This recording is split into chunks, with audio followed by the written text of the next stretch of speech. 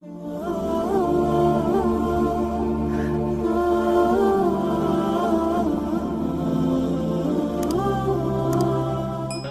Ekrem aleyhissalatu vesselam'ın mehbubu olacak bolsaň näme etmeli? Bir adam olacak ki peygamberimiz de şonu gowursun. Nebi Ekrem aleyhissalatu vesselam da şonu gowursun. İň ulysy salavat şerif.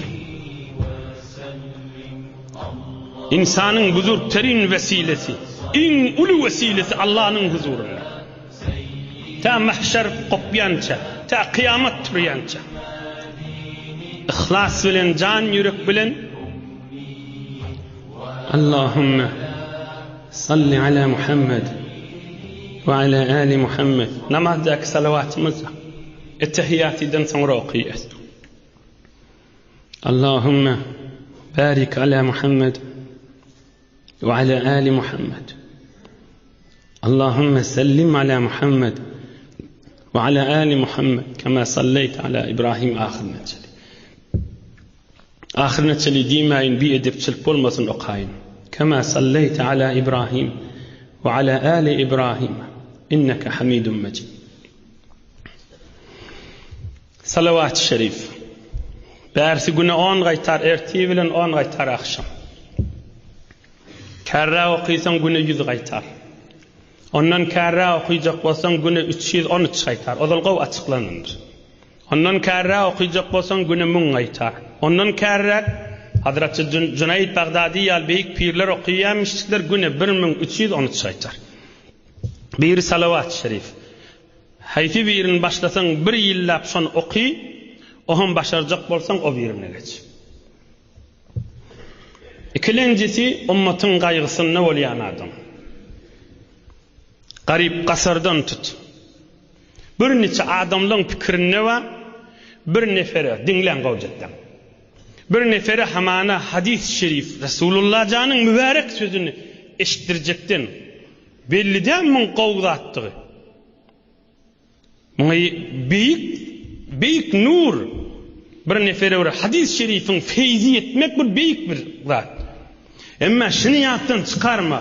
Şol garip özlemek şundan kim derler? Mätäç adyma yetişmek şondan kim derler? Biz bu ürün deslap özme gerek. Soňra da hemmämize gerek gurjunda. Mätäç adymy özlemek. İnqat diniň üstünde bahsleşýärler var. İnqat hamany diniň üstünde janyny berjekdenmi? İnqat bu kadar adamlar ve Müslümanların arasını ağdal ettiler. Ömrünü yekece garibe bir çörek veren hatta. Hudaýyň ýanyna awry we amkadymesin. Ömrünü bir garip gözlejek dinnemde. Öz ýanyna, öz ýerine düşüp bereni şaýat bir zat gözlesin. Emma başşawr bölekden nag bolsa, başşawr zatdy bizar güne def göberjek de gabryňa gitdi. Mätäç adam özlemek garip kasar gözlemek ýagdy. Mätäç inlemek ýagdy. Bilmenşik bolmaslyk ýagdy. Garip kasar hakyny namys etmek ýagdyda.